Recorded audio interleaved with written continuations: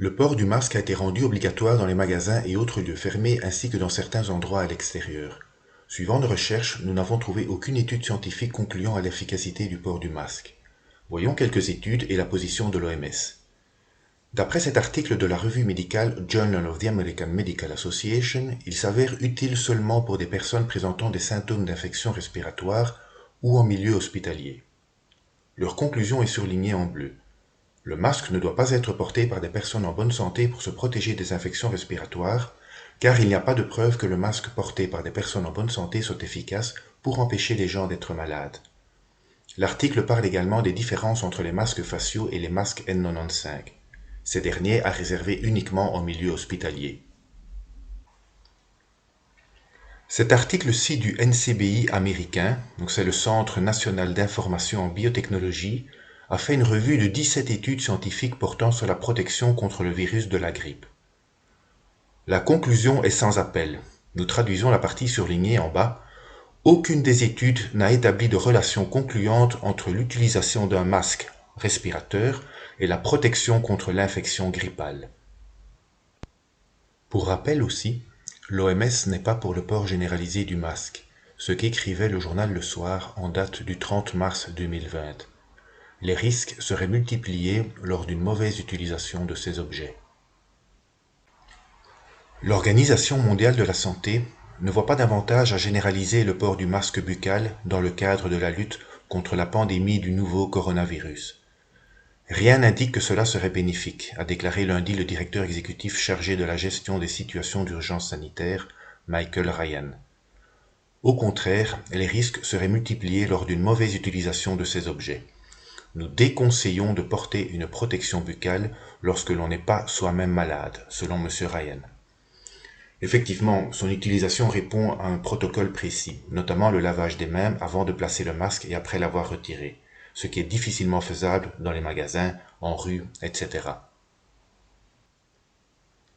Sur le site même de l'OMS, les recommandations lors de la grippe AH1N1 de 2019 étaient déjà « Si on n'est pas malade, il est inutile de porter un masque ».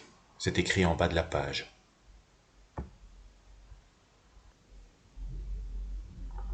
Voici maintenant un résumé de 28 études sur le site medRxiv, qui est une archive de pré-publication consacrée à la recherche médicale.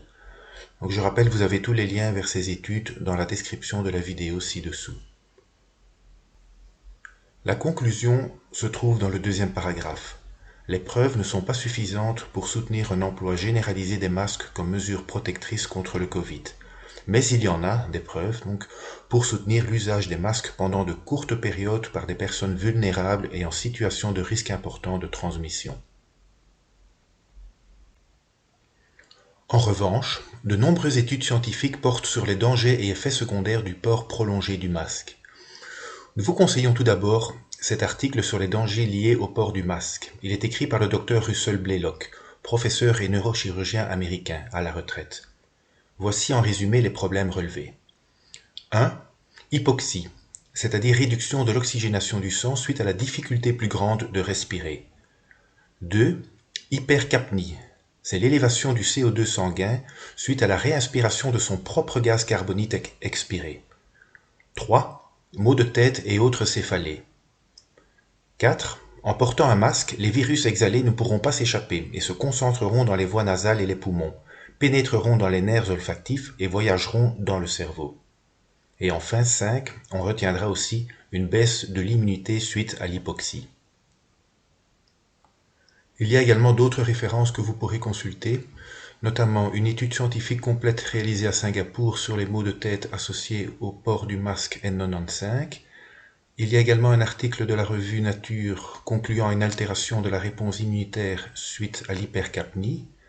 Et par rapport au cancer, une étude en onco-immunologie publiée en 2013 conclut « L'immunosuppression induite par l'hypoxie, c'est-à-dire la réduction de l'oxygénation du sang, contribue à une niche prémétastatique. » Cet article du docteur Denis Rancourt, professeur à l'Université de Toronto, englobe une multitude d'aspects liés au port du masque.